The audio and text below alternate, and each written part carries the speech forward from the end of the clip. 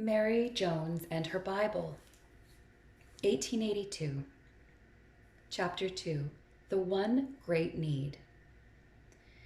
For this I know, whate'er of earthly good fall to the portion of immortal man, still unfulfilled in him is God's great plan, and heaven's richest gift misunderstood, until the word of life, exhaustless store of light and truth, be his forevermore.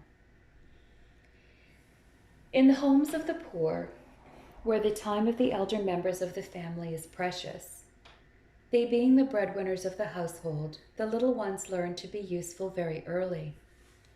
How often we have known girls of 6 to take the entire charge of a younger brother and sister, while many children of that age run errands, do simple shopping, and make themselves of very real and substantial use. Such was the case in the family of Jacob Jones. Jacob and Molly were engaged in weaving the woolen cloth, so much of which used to be made in Wales. Thus many of the household duties devolved upon Mary. And at an age when the children of richer parents are amusing themselves with their dolls or picture books, our little maid was sweeping and dusting and scrubbing and digging and weeding. It was Mary who fed the few hens and looked for their eggs so often laid in queer wrong places rather than in the nest. It was Mary who took care of the hive and who never feared the bees. And it was Mary again who, when more active duties were done, would draw a low stool towards the hearth in winter or outside the cottage door in summer and try to make or mend her own little simple garments, singing to herself while in Welsh a verse or two of the old-fashioned metrical version of the Psalms, or repeating texts which she had picked up and retained in her quick, eager little brain.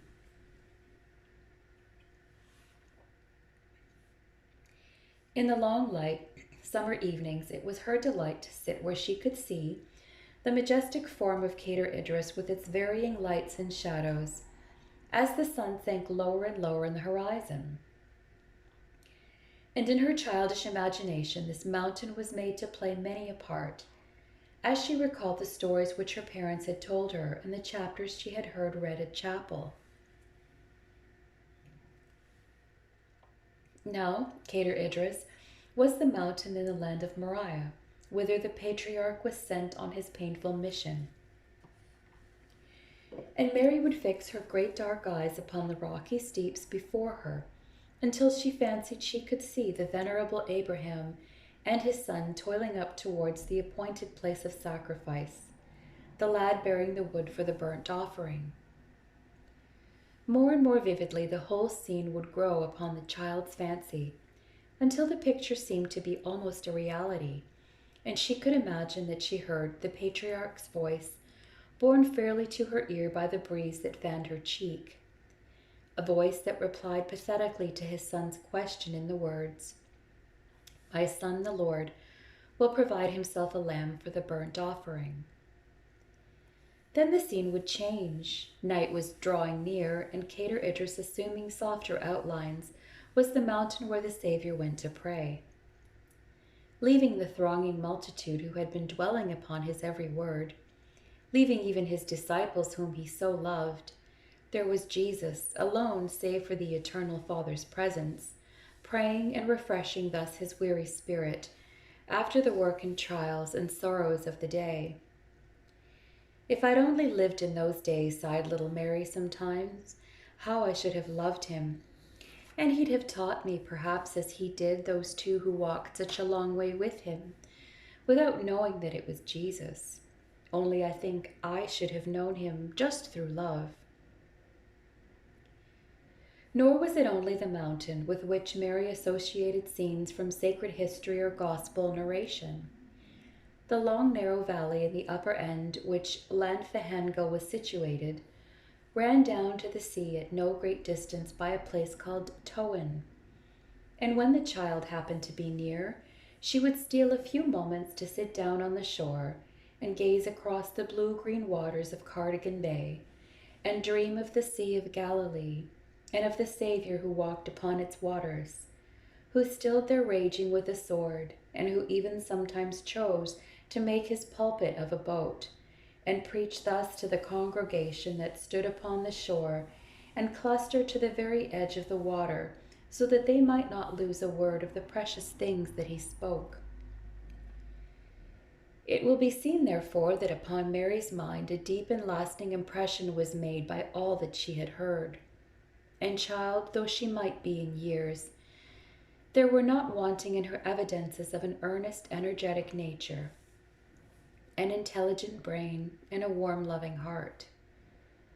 It is by the first leaves put forth by the seedling that we discern the nature and know the name of the plant, and so in childhood the character and talents can often be detected in the early beauty of their first unfolding and development.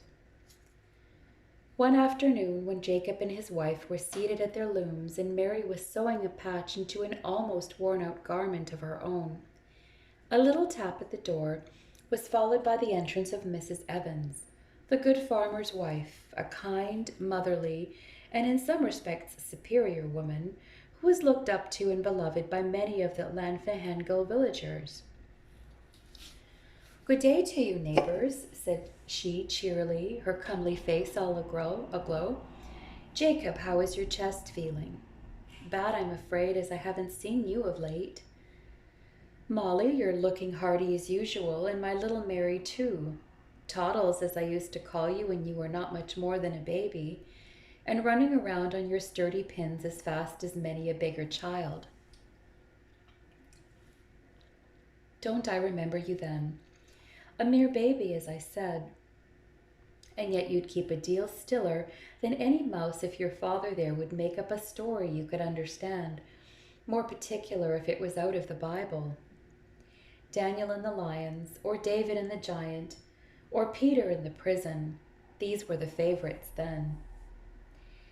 Yes, and the history of Joseph and his brethren, only you used to cry when the naughty brothers put Joseph in the pit, and went home and told Jacob that wicked lie that almost broke the old man's heart. "She's as fond of anything of that sort now as she was then," said Jacob Jones, pausing in his work. "Or rather, she's fonder than ever, ma'am. I only wish we were able to give her a bit of schooling.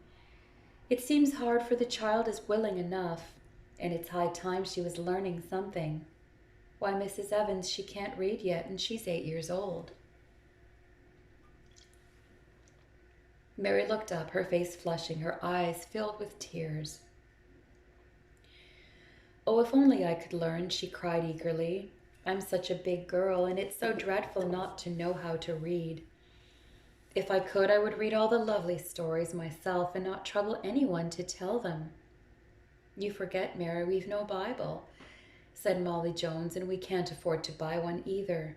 So dear and scarce they are." "Yes," replied Mrs. Evans, "it's a great want in our country. My husband was telling me only the other day that the scarcity of Welsh Bibles is getting to be spoken of everywhere. Even those who can afford to pay for them get them with difficulty and only by bespeaking them, and poor people can't get them at all. But we hope the Society for Christian Knowledge in London may print some soon, and it won't be before they're wanted. But with all this talk, Mrs. Jones," continued the farmer's wife, "I am forgetting my errand in coming here, and that was to ask if you'd any new laid eggs. I've a large order sent me, and our hens are laying badly, so that I can't make up the number. I've been collecting a few here and there, but I haven't enough yet." "Mary knows more about the hens and eggs than I do," said Molly, looking at her little daughter, who had not put a stitch into her patch while the talk about Bibles had been going on, and whose cheeks and eyes showed in their deepened color and light how much interested she had been in what had been said.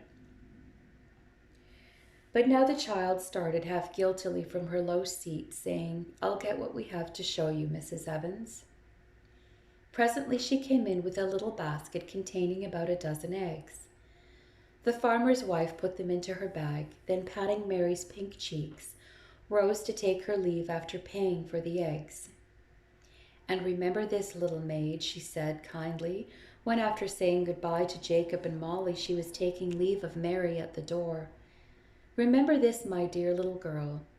As soon as you know how to read, if by that time you still have no Bible, you shall come to the farm when you like and read and study hours. That is, if you can manage to get so far. It's only 2 miles, it's nothing, said sturdy Mary with a glance down at her strong little bare feet. I'd walk farther than that for such a pleasure, ma'am. Then she added with a less joyful ring in her voice, at least I would if ever I did learn to read. Never mind, little woman, the likes of you wasn't made to sit in the dark always, replied Mrs. Evans in her cheery, comfortable tones. The Lord made the want, and he'll satisfy it. Be very sure of that. Remember, Mary, when the multitude that waited on the Savior were hungry, the Lord did not send them away empty, though no one saw how they were to be fed.